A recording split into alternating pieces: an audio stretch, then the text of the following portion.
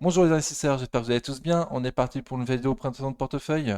Aujourd'hui, épisode 67 du 12 novembre, épisode qu'on va surnommer Merci Jérôme. Tout se passait bien jusqu'à jeudi et jeudi soir, Jérôme y parle. Vendredi, ça chute. Donc on va voir ça. Avant de faire ça, on fait des recommandations d'usage. Je vous rappelle que je ne suis pas un professionnel ni un conseiller financier, mais un simple amateur qui cherche à partager sa passion. En aucun cas, je vous invite à répliquer les positions de mon portefeuille. Formez-vous et faites-vous vos propres convictions. Il y a beaucoup de choses gratuites sur Internet, donc il n'y a aucune raison de ne pas se former. Vous êtes seul responsable de vos investissements, du choix des positions et donc des plus-values et des moins-values qui vont avec. Ok, ah oui, ma thèse d'investissement, pardon. Donc ma thèse d'investissement, je suis un investisseur de long terme qui investit dans les entreprises européennes rentables pour le long terme, sans essayer de timer le marché, tout en maintenant un montant de liquidité de 20 à 30% sur un livret rémunéré pour profiter des baisses de marché. J'ai des critères fondamentaux également. Donc pour l'instant, je respecte pas ma marge, enfin mes 20% de marge de liquidité, pardon. J'en suis loin. Pour moi, c'est une grosse erreur. Donc dans les prochaines semaines, prochains mois, normalement, je devrais rien acheter, économiser, essayer de travailler le plus dur possible pour amener de l'argent et faire monter ma liquidité parce qu'actuellement, on est très très haut sur le CAC, mais j'ai très très peu de liquidité. Ok, on va voir ça. Sur le compte titre, donc sur le compte titre, il ne se passe rien de spécial. Comme d'habitude, il n'y a que Total Energy pour l'instant. Elle fait moins 0,47% sur la semaine. Ah, pardon, ça devrait être du rouge, je l'ai mis en vert. Donc elle a fait moins 0,47% sur la semaine, Total Energy. Le pétrole baisse, on est à 80 dollars. Donc bon, rien de spécial, on est très très haut sur Total. J'ai une très belle plus-value, je vends pas ma ligne, même si sur le compte titre, même si je paye des impôts sur le dividende, je garde long terme. Voilà. J'ai aussi une autre ligne sur le PEA du coup. Donc vous voyez les chiffres en haut sont les mêmes que sur le compte titre, donc je ne fais pas la distinction entre le CTO et le PEA. L'ensemble des deux comptes font mon compte bourse. Donc la semaine, tout allait très bien jusqu'à jeudi. J'étais positif, super, magnifique. Et puis jeudi soir, il y a Jérôme qui parle et boum. Donc tout baisse vendredi et rien à voir avec Jérôme, mais Equasens qui a sorti ses chiffres jeudi soir nous fait un moins 19% dans la journée. Voilà, donc un nouveau boulettos qui vient d'arriver. J'étais en positif jusqu'à présent. Et là, moins 19% sur Equasens à la sortie des chiffres. Je m'attends même à descendre vers les 50 euros. Ok, donc on va voir ça. Donc cette semaine, qu'est-ce qui s'est passé? Cette semaine, donc Lumibird, non, je me suis trompé, je voulais mettre Equasens, pardon. Equasens a chuté à la sortie de ses chiffres. ABC Arbitrage, je l'ai renforcé cette semaine. Alors je l'ai renforcé trop tôt, hein, trop tôt. C'est une grosse tendance baissière. J'aurais dû être plus patient. Et j'ai une entreprise qui performe bien ces temps-ci, comme Téléperformance par exemple. Ruby qui allait bien de bien repartir après la sortie des chiffres. Euronext également que j'ai grandement hésité à renforcer cette semaine mais que j'ai pas fait. Par contre j'ai renforcé ABC Arbitrage. Bon, on va voir en graphique tout à l'heure, mais c'est ultra baissier. J'aurais pu au moins tenter une tendance haussière. Là j'ai renforcé une tendance baissière. Donc moi ça m'embête un peu, enfin ça m'embête. Voilà, j'ai fait ce choix mais avec le recul c'était pas le bon quoi. Clairement c'était pas le bon. Ok, donc ABC Arbitrage. Donc je l'ai acheté le 6 novembre. Il me semble que c'était lundi ou mardi. C'était quand le 6? Ouais, ça doit être ça, lundi ou mardi. Donc à 4,92 €. On a fini la semaine à 4,71 €. Donc quand je l'ai acheté, je me suis dit, bon, bah, j'achète le support des 5 euros, un peu en dessous des 5, quoi. À 4,92, j'en ai acheté 40, j'en avais 100 en portefeuille. Donc voilà, donc j'ai renforcé de 40% ma ligne sur les 5 euros et je me tiens prêt à renforcer plus bas vers les 4,20 € si on y va. Ok, le fichier Excel. Donc le fichier Excel, hop, et qui récapitule ce qu'on vient de se voir sur les slides de portefeuille. Sur la semaine, j'ai fait moins 0,89%, moins 215,87 €. J'ai renforcé 100 euros lundi pour renforcer ABC Arbitrage. Donc j'ai plus de liquidité sur le PEA, j'ai plus de liquidité du tout, hormis mon épargne de précaution, mais ça on la voit qu'une fois par mois. D'ailleurs, à partir de maintenant, les vidéos de portefeuille se feront une fois par mois, le premier samedi du mois. Voilà, ça sert à rien de la regarder trop souvent, vu que je suis un investisseur de long terme. Et en plus, voilà, je commence à me lasser un petit peu le samedi à faire les vidéos de portefeuille. Ça prend énormément de temps pour un niveau d'information qui est pas. Donc peut-être que je ferai une vidéo beaucoup plus courte les autres samedis, histoire juste de monter peut-être le fichier Excel, je sais pas trop encore, ou juste les slides. Voilà, mais normalement, semaine prochaine, pas de vidéo de portefeuille, ou alors en tout cas pas sous ce format-là, un format qui serait beaucoup plus court pour moi. Voilà, peut-être, ou une fois par mois, je vais voir, je vais voir. Donc, sinon, on en revient au portefeuille. Donc, depuis le début de l'année, j'en suis à moins 7,8%. Waouh, waouh, waouh. Je me suis tapé beaucoup de couteaux qui tombent. euh, et d'autres sociétés qui m'ont déçu, notamment les small caps que j'ai dû vendre en grosse perte. Voilà, donc année très compliquée, année très compliquée. J'ai aucune idée si on va avoir un rallye de Noël à partir de maintenant et qu'on va remonter et que je vais finir à l'équilibre. Ou est-ce qu'on va continuer à baisser parce que le CAC à 7000 points, ça fait trop cher, on est trop haut. Et il y a encore un risque d'augmentation des taux aux US qui peut faire flancher un peu les marchés. Voilà, à suivre. Aucune idée. Moi, perso, aucune idée. Je vais continuer à mettre de l'argent de côté et à renforcer mes sociétés quand elles arrivent sur leur support. Ou plutôt, ces temps-ci, vu que j'ai très peu de cash, attendre qu'elles tombent sur un support vraiment très très bas. Comme Amundi, 42-45, on n'est pas très loin. LVMH en dessous des 600. Voilà. Air Liquide plutôt vers les 130. Donc des gros niveaux, plus bas, beaucoup plus bas, tant que j'ai pas beaucoup plus de cash. Voilà. Ma feuille de rendement, donc ma feuille de rendement n'a pas changé par rapport à la semaine dernière. Enfin, j'ai acheté ABC Arbitrage, donc du coup, mon rendement a un petit peu augmenté sur ABC Arbitrage. Le montant du dividende a lui aussi un petit peu augmenté, donc pas grand-chose. J'ai renforcé pour 200 euros ABC Arbitrage. Voilà. J'ai une stratégie 50% dividende et 50% spécu croissance.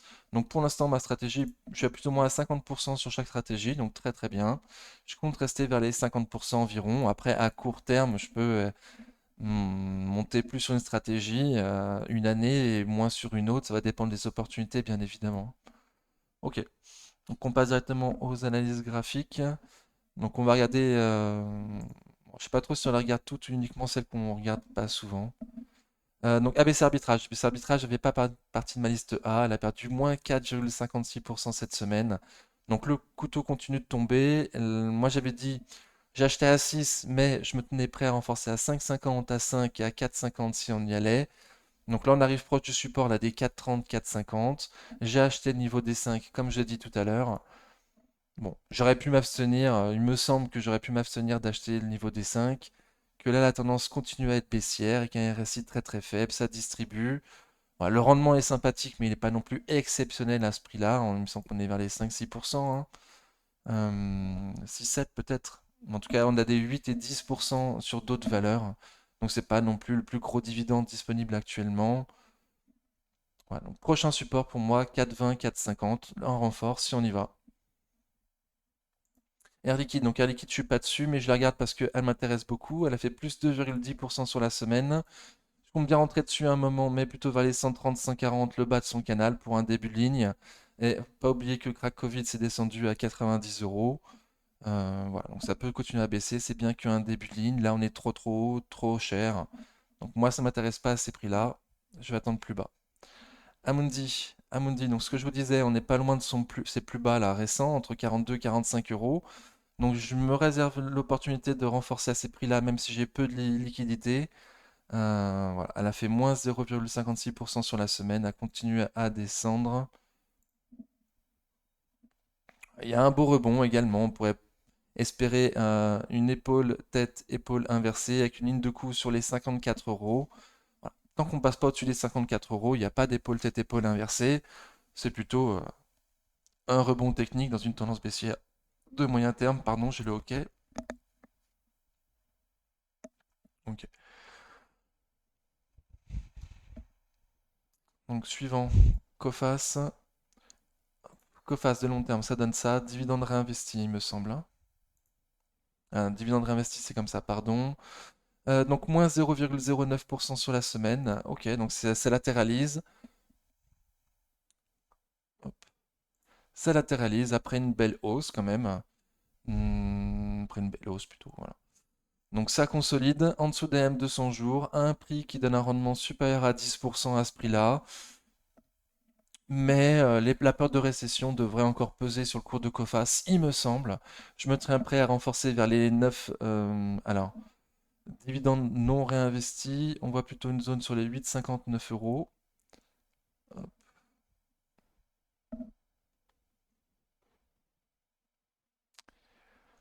Bah voilà, parfait. 8,59 euros. Le gros support, si on y va, ça voudrait dire casser le support oblique haussier. Hop, que j'ai mis, dividende réinvesti. Et dividende réinvesti, on est arrivé sur le support là que je vise, dividende non réinvesti vers les 11 euros. Bon. Donc en dessous de 10 en tout cas. J'ai toujours dit moi d'acheter en dessous de 12, donc là on y est pour un début de ligne. Prochain renfort pour moi sera en dessous de 10, 8,50, 9 euros, peut-être 9,50 si je vois que sur le support haussier ça résiste. Voilà. Mais prochain support pour moi en tout cas en dessous de 10. Lors du Covid, on s'est retrouvé quand même à 5 euros, 4 euros. Voilà, pas oublier qu'on peut descendre très très bas s'il y a une mauvaise news. BNP Paribas. BNP Paribas a fait moins 1,8% sur la semaine. Que font les autres? Crédit Agricole plus 0,22 et Société Générale moins 2,48% sur la semaine. Donc c'est Société Générale le boulet de la semaine des trois bancaires françaises. Et la meilleure, c'est Crédit Agricole. Ces temps-ci, c'est souvent la meilleure bancaire, Crédit Agricole, donc très très bien. Donc Crédit Agricole, on a du mal à passer les 12 euros. Donc là, on s'en rapproche fortement, mais on n'arrive pas à passer les 12 euros. À voir ce que ça va faire. La tendance semble continuer à être haussière sur Crédit Agricole.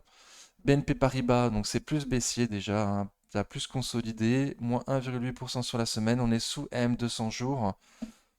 On l'a testé, on n'avait pas réussi à la passer avec un RSI en dessous de 50. De nouveau, peur de récession sur les bancaires et sur Coface. Moi, je le prends comme ça, la baisse récente. Il me semble que ça devrait quand même continuer à performer en 2024, les bancaires. Voilà, peut-être essayer de la choper sur un prix plus intéressant. Il y avait un premier support là sur les 54-55 euros sur BNP. On est beaucoup à attendre 50-51 euros également. Très bon dividende à ce prix-là également. Voilà, à court terme, c'est baissier. Moi, je m'attends à ce que pour du moyen long terme, on reparte au nord. Ce qui n'est que mon point de vue. Est Générale, elle aussi, voilà, très baissière. Donc c'est la plus baissière de toutes. Elle a encore fait moins bien que les autres cette semaine. Ok, donc pas cool. RSI en dessous de 50. Voilà. Ça distribue. Le gros support sur Société Générale, c'est 19,20 euros. On n'y est pas encore. Alors, dividende non réinvesti, du coup, on verra mieux. Hop. Voilà, support 19,20 euros.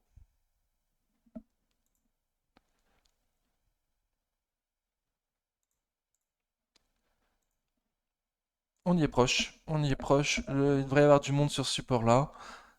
Donc à suivre. À suivre. Je remets mes dividendes. Ok. Donc on a fait les bancaires, on a fait Coface, il me semble, oui. Alors, Equasens, Equasens. Donc le boulettos de la semaine, les chiffres sont sortis sur Equasens, ils n'ont pas plu. Ils n'ont pas plu du coup. Baisse de la croissance, fin des chiffres Ségur. Enfin, euh, fin des ventes Ségur, on va plutôt dire comme ça. Voilà, donc on se retrouve avec très peu de croissance. On l'attendait sur la chaîne, donc c'est ça qu'on a déjà baissé le PER sur Equasens. Peut-être pas assez, peut-être qu'on n'a pas assez baissé le PER sur Equasens. Moi, il me semble qu'un PER de 20, ça paraît quand même être un PER assez juste. 17, 20, ça me paraît être un PER assez juste. Il me semble que là, on va aller sous les 50 euros. Ça me paraît normal vu le baisse de croissance. Voilà, donc attention, moi je m'attends à continuer à baisser. Encore au moins 10%, là j'ai un support 46, 50. Voilà, si ça casse, il y aura les 40. Mais fort fort volume vendeur, énorme bougie rouge vendredi à la sortie des chiffres. Voilà, ça a énormément vendu à ces prix-là. Ça paraît être un prix, un début de ligne intéressant, un prix juste, plus qu'une opportunité en fait. Et vers les 50, déjà une plus grosse opportunité. Ça sera, on est descendu à combien? Ah ouais, alors du crack Covid, on est descendu à 40. Voilà, donc là, on est à 56. Et lors du crack Covid, il y avait plus de croissance attendue sur les croissances que maintenant. Donc à voir ce que ça va donner. Écoutez, moi je trouve un PER juste entre 17 et 20. Là, il me semble qu'on est à 16. Donc à voir plus bas pour moi, Equasens. Dans un canal baissier, très très bons fondamentaux, manque la croissance. Il manque la croissance, donc on va voir s'ils font aussi des belles acquisitions externes, hein. Ces temps-ci, ils font des acquisitions externes, ça va peut-être bien fonctionner, et, ouvrir de nouveaux marchés. Parce que là, pour l'instant, ils sont uniquement français, en tout cas très très très franco-français. Donc ils ont encore de la marge en Europe. On va voir. Eurofins Scientifique, moins 3,55% sur la semaine. Waouh, pas cool. Donc on était sur un support oblique haussier sur Eurofins. On a rebondi dessus en mois en tout cas. Très très bien. Donc il y avait un petit rebond sympathique là, moins 3,5%. Bon. Donc on paraît que moi il me semble qu'on est un peu cher encore à ces prix-là. Il me semble qu'on est encore un peu cher. Il y a des espaces pour aller au sud. On est plus bas que lors du Covid 2020, non? Ah non, même pas, pardon. On n'est pas loin, 40 euros lors du Covid 2020. Écoutez, 40 euros, on est à 50. Donc on est vraiment très bas sur Eurofins. On est très bas, mais moi, je le trouve encore un peu cher, un peu vert, encore assez élevé, hein. Voilà, donc il y a encore de la marge pour aller plus bas. Petit rebond technique. À voir ce que ça donne. Là, on est passé marginalement sous la moyenne mobile court terme. Est-ce qu'on va se reprendre lundi? Est-ce que les indices vont se reprendre lundi? Est-ce que le CAC va se reprendre lundi? Voilà, ça va certainement dépendre de pas mal de choses. Pas uniquement que des news sur la société. Peut-être voilà, qu'elle va suivre le mouvement des autres. En tout cas, il y a un rebond technique. Et là, il y a une consolidation suite à ce rebond technique. Consolidation qui arrive un peu vite. Voilà, moi, ce que je reproche, c'est que là, ça arrive un peu vite. Bon, on préserve les 38 de Fibonacci dans la consolidation pour l'instant, donc tout va bien. On va essayer de rester confiant pour que la 11 continue. Mais là, il y a une accalmie. Euronext. Donc Euronext, moi je disais, il me semble, ou alors je suis peut-être en live que j'ai dit ça, hein, mais que ça me paraît être l'une des configurations haussières les plus intéressantes de mon portefeuille. On a passé la résistance oblique baissière, on a passé les prix qui étaient intéressants, donc là on a des prix beaucoup moins intéressants. Voilà, après d'une belle hausse, aucune idée si ça va continuer. Ça serait, fondamentalement, ce serait pas nul que ça continue à monter, parce qu'à ce prix-là, je trouve ça c'est vraiment pas cher. Voilà, mais pour ceux qui vont rentrer dessus, plutôt on attend une consolidation vers les 70 euros le plus proche possible. Voilà, en tout cas, bien parti, bien parti. Et on a une bonne opportunité en dessous de 70 euros, je l'ai dit longtemps. Il me semble que là, ça va partir. Donc ça va peut-être faire aussi un retour sur les 68 euros, la résistance oblique baissière, hein, l'ancienne résistance oblique baissière, la retester et repartir. Voilà, c'est possible, mais là, c'est bien parti. Très très fort, Euronext, très bien. J'espère que ça va continuer. GTT plus 1,69% sur la semaine, très très bien. Donc elle aussi, belle configuration haussière depuis quelques semaines, quelques mois maintenant. Et ça continue, donc très très bien. Pour moi, on réaccumule vers les 120 euros pour prendre de la force et aller combler le gap à 126,30 €. Très bien. Kering, ça continue à baisser. C'est dans un support Kering. 380, 400 euros le support. Est-ce que ça va casser? Si ça casse, on va vers les 300, 325, 350 euros, les plus bas du Covid. À ce prix-là, c'est pas cher, mais c'est pas cher pour rien. C'est parce qu'il n'y a pas de croissance sur Kering, il y a même de la décroissance sur Kering, moins 9% de chiffre d'affaires au troisième trimestre, donc c'est vraiment pas bon du tout. Voilà,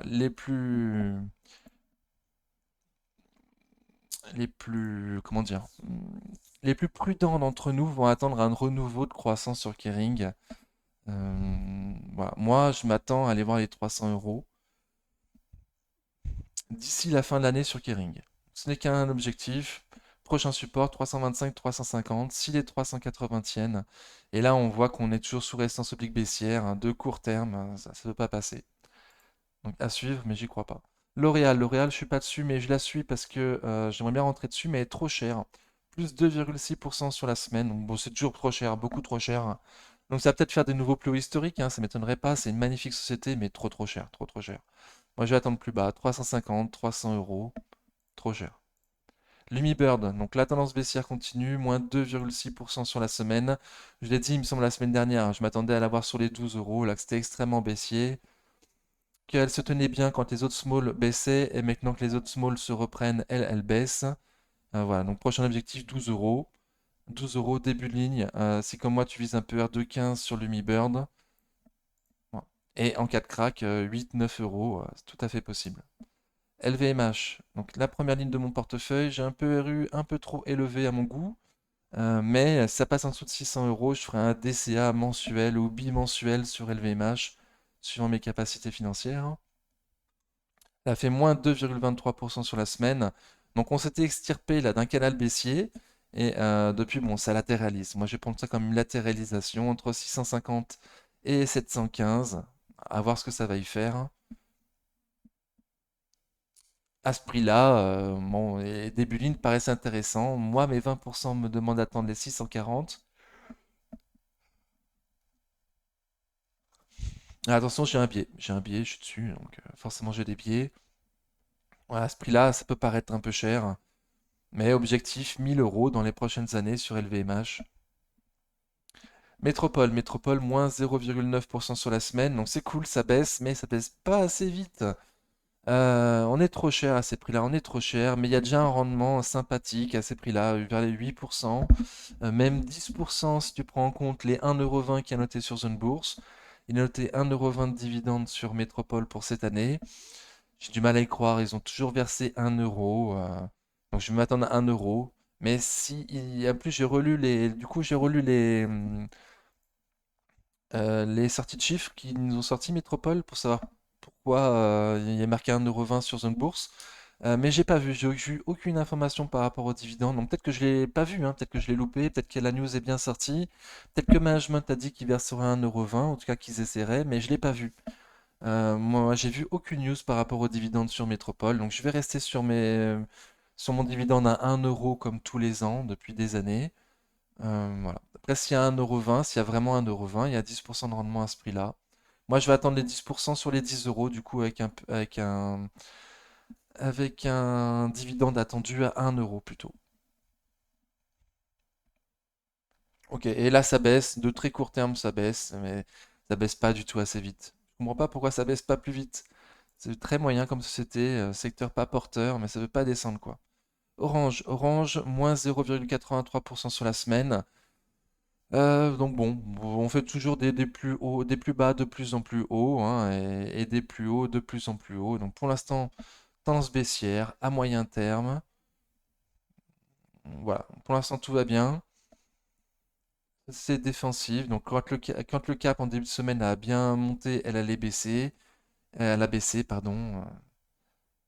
Bon, société défensive. Les 11,80 vont être compliqués à passer. Les 11,80 vont être compliqués à passer. 11,80, 12 €. Ouais, dividendes réinvestis, c'est les plus hauts. C'est les plus hauts d'avant Covid. Ok. Et dividendes non réinvestis, c'est simplement les plus hauts récents là, de mai 2022. Les 11,80. Donc on s'en approche fortement. On est à 11 €. Écoutez, donc ça galère plus. Moi, je la vois toujours haussière. Je la vois toujours haussière. Il me semble que les prix, enfin que les investissements pour la 5G et la fibre, les plus gros en tout cas, sont passés. Qu'on va pouvoir l'opportunité d'aller voir les 11,80, 12 € et peut-être même les passer, aller voir 13 dans un second temps. Ok. Pernod Ricard, comme L'Oréal et Air Liquide, je suis pas dessus, mais je surveille. Surtout que Pernod Ricard était arrivé à un prix très intéressant. Elle a fait du moins 5,28% sur la semaine. Ok. Donc on n'est pas encore à mes 20% de marge sécurité. Oups, pardon. Une tendance haussière depuis la sortie des chiffres, mais vendredi, ça a perdu énormément vendredi, avec beaucoup de volume, et RSI qui repasse en dessous de 50, qui distribue légèrement. Ok, donc la tendance haussière, là, depuis la sortie des chiffres, a pris un sacré coup quand même. On est arrivé pile poil sur les 61,8 de Fibo. Donc écoutez, il faut pas que lundi 13 novembre, ça reparte au sud, sinon on a cassé les 61,8. Et ça voudrait dire objectif les 158 et refaire à la baisse l'intégralité de la hausse. Voilà, donc on est à la dernière limite. Si ça continue à baisser, Pernod Ricard, écoutez, on ira plus bas. Le prix paraît pas dégueulasse, le paraît pas optimum non plus, hein. 140, 150, ça paraît plus intéressant, hein. 144, 155, pardon, paraît plus intéressant pour un début de ligne, avec 20% de marge de sécurité. Reworld Merdia, alors, plus 3,49% sur la semaine. Donc on a été tombé très très très très très bas sur Reworld Merdia. Donc le prix à ce prix-là paraît très intéressant, mais des entreprises qui sont à des prix très intéressants, c'est-à-dire pas chers, et qui le restent très pas cher très longtemps, il y en a beaucoup. Donc j'ai un peu peur de ça. Là, ça se reprend. Ça se reprend depuis 3 semaines, on va dire, depuis début novembre. Ok, donc c'est magnifique depuis 3 semaines. Mais alors, pas de news. Voilà. Le prix est bon, mais le prix est bon depuis un certain temps déjà. Ok, donc des gens, ça intéresse. Pour moi, c'est des traders. Pour moi, c'est des traders qui sont rentrés dessus. Ça accumule pas. Voilà. Le RSI montait très vite. On est vite monté en surachat, sans trop de volume, en tout cas pas tous les jours. Euh, voilà. Moi, je m'attends à ce que ça rebaisse du coup. Je m'attends à ce que ça rebaisse. Si on va plus loin que les 3,31 à la baisse, ce sera pas cool. On aura passé 61,8 de Fibo. Voilà. Et si on reste au-dessus de la moyenne mobile court terme, écoutez, j'aurais tort et la tendance haussière continue. Tant mieux, tant mieux, tant mieux. Un prochain objectif est M200 jours, vers les 4,13, 4,20, ainsi que les plus hauts récents là. Ruby, elle aussi me paraît assez forte suite à la sortie des chiffres. Donc on est repassé au-dessus des M200 mois qu'on avait cassé le mois dernier. Et à la sortie des chiffres, c'est bien, ça s'est bien repris avec du gros volume. Voilà. Donc il y a eu les sorties des chiffres mercredi. Donc ce mercredi, il y a eu un beau marteau avec énormément de volume qui a accumulé, RSI au-dessus de 50, ça paraît bien partir. Jeudi, ça a continué. Vendredi, donc suite à la parole de Powell, ça a baissé. Mais il me semble que c'est une opportunité. Il me semble qu'à ces prix-là, graphiquement en tout cas, c'est sympa. Graphiquement, on paraît bien partir. Et fondamentalement, ça paraît pas cher. Mais faut pas trop en avoir en portefeuille. Il me semble hein, que c'est relativement fragile. Si demain, un putsch, si demain l'un de leurs navires croise un récif et coule, ben, ça peut être très, très préjudiciable pour Ruby. Alors, il peut se passer n'importe quoi, c'est assez fragile Ruby. C'est pas cher, mais c'est fragile. Donc une vision en épaule, tête-épaule, il me semble donnée par Laurent Albi, hein. Il en a fait une vidéo spéciale où il a dit vraiment c'est pas mal Ruby, graphiquement ça paraît intéressant. Il me semble qu'il a parlé épaule tête épaule, donc j'en suis pas sûr. Voilà, donc à passer l'épaule tête épaule pour qu'elle se matérialise. La ligne de coup là des 21,50, faut clôturer au-dessus des 21,60 pardon. Pour passer cette ligne de coup, pardon, on pourrait même dire les 21,84, le comblement du gap baissier avec le passage de ligne de coup. Là ouais, ça pourrait être sympathique. Voilà, un prix très intéressant, mais fragile, mais fragile. Sanofi, hop. Donc Sanofi, toujours au-dessus de son support de moyen terme, à un prix qui semble aussi intéressant pour un début de ligne, mais on peut descendre à 70 euros si jamais il y a un crack, 60 même. Voilà. Et le rebond semble très très faible. Le rebond semble très très très très faible, avec un RSI très faible, ça accumule pas. Donc moi je me dis qu'on va retenter les 81, 60 là, les plus bas de la bougie du vendredi 27 octobre. Hum, Et si on casse ce support oblique, ce sera pas cool. On pourrait aller voir les 80 euros en espérant qu'il y ait un rebond sur les 80 euros. Ah, ça semble très baissier, rebond très faible. Stellantis, hop. Moins 3,6% sur la semaine. Donc j'ai plus les chiffres d'avant la fusion. Ok, donc tant mieux, tant mieux. Voilà, Stellantis, c'est ça. De long terme, il y a énormément de gap à combler. C'est un vrai gruyère cette action. Donc je pense pas qu'on aura plus non plus tous les combler. Mais potentiellement c'est possible, hein. Les 12,50, c'était un niveau qu'on visait l'année dernière. On y avait été. À dividende non réinvesti, voilà, 12,50, on y a été. Donc possiblement on y retournera potentiellement. Pour l'instant, c'est en très belle tendance haussière à ouais, moyen terme, depuis octobre 2022, belle tendance haussière, un vrai gruyère. Hop. À court terme, là, ça se cherche. À court terme, ça se cherche. On a du mal à passer les 20 euros en clôture, et encore moins les 21. Mais au-dessus des M200 jours, la tendance paraît belle. Ah, donc à suivre. Là, moi je trouve trop cher, hein. Je veux dire en dessous de 15 pour commencer des lignes, hein, comme mon PRU en dessous de 15. Et, euh, et beaucoup vont attendre les 12, 12,50. Voire 11, 11,50. Ok. Donc bon, je sais pas trop quoi vous dire. À ce prix-là, je trouve ça trop cher. J'achète pas, donc je croise les doigts. Enfin, je souris pendant tant que la tendance est haussière. Faut pas faire de plus bas que le précédent là. Plus bas que 18 euros en clôture serait pas cool. Ça changerait la tendance. STM, on est dans un canal haussier de moyen long terme. On est dans le bas de ce canal haussier de moyen long terme avec un rebond qui paraît très faible lui aussi. Toujours sous résistance oblique baissière. Donc le prix sympa, mais graphiquement le rebond est très moche. Et rester en dessous de 50, ça accumule pas. Donc peut-être qu'on va casser ce canal haussier de moyen long terme et aller voir les 30, 32, de 30 euros à voir. Téléperf. Donc Téléperf, on était dans une énorme tendance baissière. On a rebondi là sur M200 mois. Pour l'instant, rebond technique qui nous a fait prendre pratiquement 30% hein, quand même, hein, magnifique. Magnifique rebond. Donc l'une de mes plus grosses performances, enfin tendance haussière donc, du portefeuille, avec Ruby, Euronext et GTT. Ouais, voilà, mais de court terme. À moyen terme, qu'est-ce que ça va faire? Les chiffres sont sortis, c'était pas dans le bas de la fourchette, quoi, dans le bas de la fourchette, estimé en début d'année. Voilà, fusion à majorelle va se faire, ça a été acté.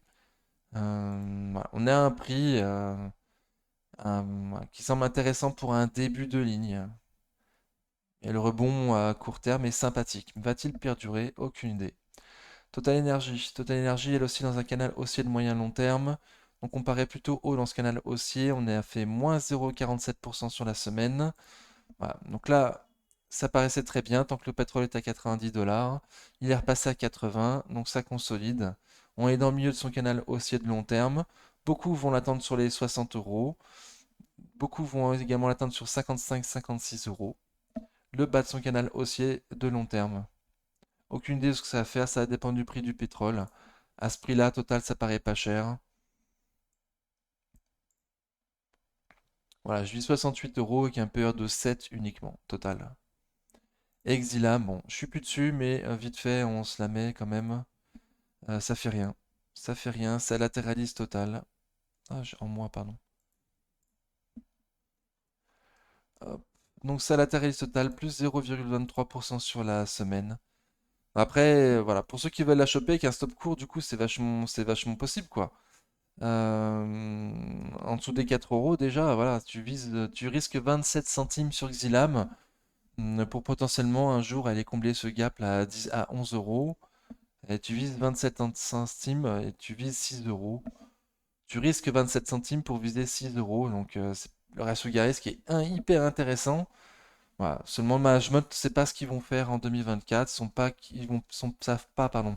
Ils ne savent pas quelles seront les marges, ni le chiffre d'affaires. Donc si eux ne savent pas, comment toi tu peux estimer un prix sur Xilam? Donc c'est un pari à ce prix-là. Je comprends ceux qui visent ce pari. Voilà. Moi j'étais dessus, j'ai coupé. Si j'ai, voilà, je trouve que j'ai mieux à faire, mais potentiellement un stop court avec un ratio gain-risque énorme pour du long terme sur Xilam. Voilà. Mais management m'a trop souvent déçu. Perso, j'en reste là sur Xilam. J'ai visé d'autres types de sociétés comme Air Liquide, Schneider Electric, Pernod Ricard, voilà, et d'autres. Voilà, donc merci beaucoup d'avoir suivi la vidéo jusque-là. J'espère que ça vous a convenu. Je remets vite fait mon portefeuille PEA, voilà. Donc pas de vidéo de portefeuille la semaine prochaine, ou alors peut-être une version très très courte, je sais pas trop encore, mais probablement rien. Et vidéo de portefeuille à partir de maintenant, le premier samedi de chaque mois. Ok, merci beaucoup d'avoir suivi la vidéo jusque-là. Prenez soin de vous, à bientôt, ciao.